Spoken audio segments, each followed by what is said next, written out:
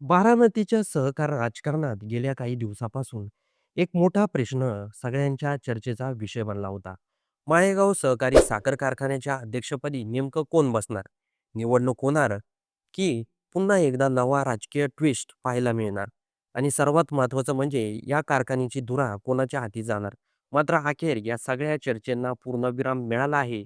कारण उपमुख्यमंत्री सुनेत्रा पवार यांची माळेगाव सहकारी साखर कारखान्याच्या अध्यक्षपदी बिनविरोध निवड करण्यात आली आहे. आणि या निवडीमुळे बारामतीच्या सहकार आणि राजकीय वर्तुळात पुन्हा एकदा सुनेत्रा पवार यांच्या नेतृत्वावर शिक्कामोर्तब झाल्याचं मानलं जात आहे. माळेगाव सहकारी साखर कारखाना हा केवळ एक उद्योग नाही, तर बारामती परिसरातील हजारो शेतकऱ्यांच्या अर्थकारणीशी जोडलेला एक महत्त्वाचा आधारस्तंभ आहे. त्यामुळे या कारखान्याच्या अध्यक्षपदाची निवड नेहमीच राजकीयदृष्ट्या महत्त्वाची मानली जात होती. यंदाही ही निवडणूक चर्चेच्या केंद्रस्थानी होती. 12 मार्च रोजी या अध्यक्षपदासाठी विशेष निवडणूक प्रक्रिया पार पडली. बारामतीचे प्रांत अधिकारी आणि निवडणूक निर्णय अधिकारी वैभव नावडकर यांनी या निवडीची अधिकृत घोषणा केली.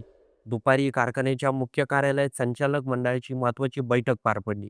या बैठकीत अध्यक्षपदासाठी सुनेत्रा पवार यांचा एकमेव अर्ज दाखल झाला. विशेष म्हणजे इतर कोणताही उमेदवारी अर्ज दाखल न झाल्यामुळे निवडणूक निर्णय अधिकाऱ्यांनी सुनेत्रा पवार यांची अध्यक्षपदी बिनविरोध निवड झाल्याची घोषणा केली आहे. आणि यानंतर कारखाना परिसरात आनंदाचं वातावरण निर्माण झालं. मात्र ही निवड इतकी सरळ आणि सोपी नव्हती. कारण या अध्यक्षपदाची निवडणूक याआधी 1 मार्च रोजी होणार होती. परंतु काही तांत्रिक कारणामुळे आणि निवडणूक निर्णय अधिकारी वैभव नावडकर यांच्या अनुपस्थितीमुळे ही निवडणूक अचानक स्थगित करण्यात आली होती. ही स्थगिती होताच बारामती तालुक्यात अचानक चर्चा रंगल्या होत्या, की काहींनी यामागे राजकीय कारणे असल्याचा अंदाज व्यक्त केला होता. तर काहींनी प्रशासकीय अडचणीमुळे हा निर्णय घेतल्याचं सांगितलं जात होतं.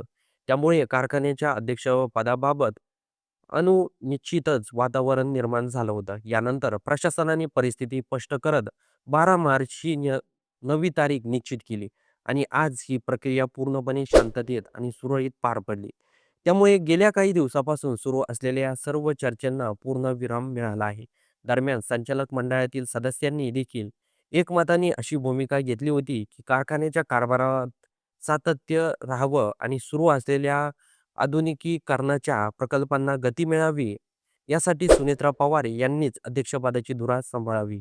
संचालकांच्या या आव्हानाला मान देत सुनेत्रा पवार यांनी जबाबदारी स्वीकारण्यास संमती दिली होती. त्यामुळे कारखान्याच्या पुढील वाटचालीबाबत आता अधिक स्पष्टता निर्माण झाली आहे. सूत्रांकडून मिळालेल्या माहितीनुसार आगामी काळात कारखान्याच्या आधुनिकीकरणावर विशेष भर दिला जाणार आहे. त्याचबरोबर शेतकऱ्यांना अधिक चांगले दर मिळावेत, कारखान्याची आर्थिक घडी मजबूत व्हावी आणि उत्पादन क्षमता वाढ व्हावी यासाठीही विविध निर्णय घेतले जाण्याची शक्यता व्यक्त केली जात आहे. मात्र सुनेत्रा पवार यांच्या निवडीनंतर कारखाना कार्यक्षेत्रातील सभापती, शेतकरी आणि कार्यकर्त्यांमध्ये आनंदाचं वातावरण पाहायला मिळालं. अनेक ठिकाणी जल्लोष करण्यात आला. कार्यकर्त्यांनी फटाके फोडत आणि एकमेकांना मिठाई वाटत आनंद व्यक्त केला. शेतकरी वर्गातूनही अशी अपेक्षा व्यक्त केली जात आहे, की सुनेत्रा पवार यांच्या नेतृत्वाखाली माळेगाव सहकारी साखर कारखाना नव्या उंचीवर पोहोचेल आणि सहकार क्षेत्रात आणखी मजबूत भूमिका बजावेल. एकंदरीत पाहिलं तर माळेगाव सहकारी साखर कारखान्याच्या अध्यक्षपदाची पेच अखेर सुटला आहे आणि या निवडीमुळे बारामतीच्या सहकार राजकारणात पुन्हा एकदा सुनेत्रा पवार यांच्या नेतृत्वाचा प्रभाव दिसून आला. आता पुढील काळात या कारखान्याच्या विकास कामांना नेमकी किती गती मिळते, शेतकऱ्यांच्या अपेक्षा कितपत पूर्ण होतात आणि सहकार क्षेत्रात या निर्णयाचा दूरगामी परिणाम काय होतात, हे पाहणं निश्चितच महत्त्वाचं ठरणार आहे. तर या संपूर्ण कारखान्याच्या प्रक्रियेबद्दल आपलं काही मत असेल, तर ते कमेंट बॉक्समध्ये नोंदवायला विसरू नका.